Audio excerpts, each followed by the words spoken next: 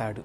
86వ సంవత్సరంలో దేవుని వాక్యాన్ని నేను చదువుతూ ఉన్న ఒక నవల పుస్తకంలాగా, ఒక లోకానుసారమైనటువంటి శరీరానుసారమైన ఒక పుస్తకం అనుకున్నా నేను. అది కూడా చదువుతూ ఉన్నప్పుడు నాకు అర్థం కానప్పుడు ప్రక్కన పెట్టి ఆలోచిస్తూ ఉన్నా.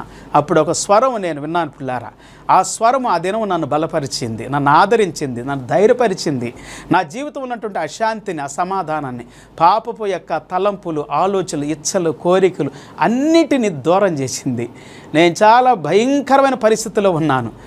త్రాగుడు వ్యసనముతో ఉన్నాను.